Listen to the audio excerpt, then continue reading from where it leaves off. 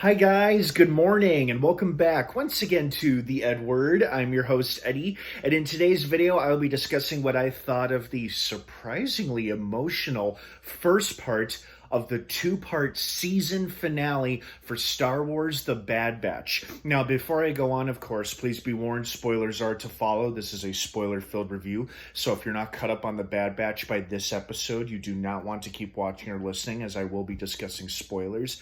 Another thing, it was revealed yesterday, officially announced and confirmed, that this show is indeed returning for a second season in 2022. So, that's extremely reassuring and exciting to know, because we won't be left wondering if this first season ends on some cliffhanger or if it just ends. We won't be left wondering, oh, is it coming back for another season? And now we know it definitely is. They announced it yesterday and confirmed it right ahead of today's episode's premiere.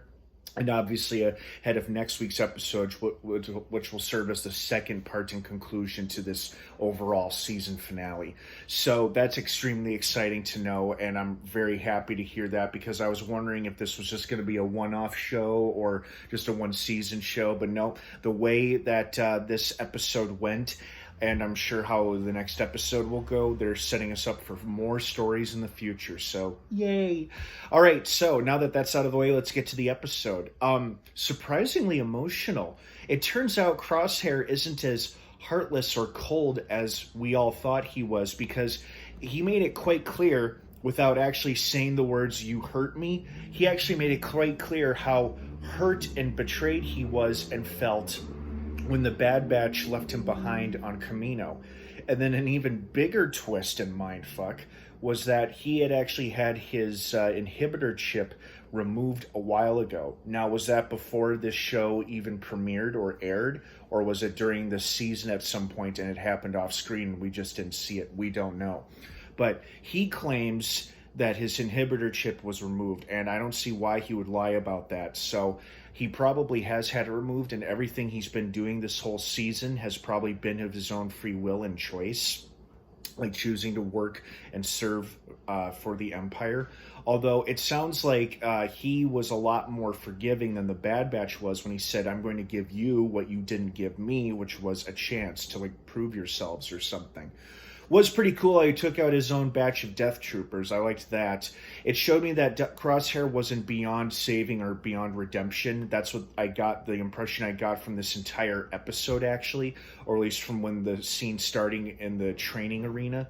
So I really liked that. You know, it hit me pretty close right here. I was like, damn, this is actually pretty deep stuff. You know, they were talking about the themes of brotherhood and loyalty and disloyalty, and you know, Hunter's realization that he and the Bad Batch really did hurt Crosshair, and then Crosshair, I think, also in turn realized how much he had hurt them.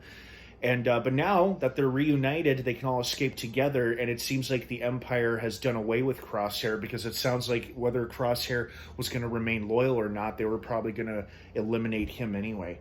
And then this episode ends with like literally almost the end of an era. The end of the Clone War era has really come to a full end. Like the Republic is gone and now everything is the Empire. But they have now destroyed the cloning facilities on Kamino. They've removed and displaced and reserviced all the clones. The Kaminoans are probably all dead or enslaved by now, except for a few that still serve a purpose. The Prime Minister is probably dead, and that whole facility was just empty.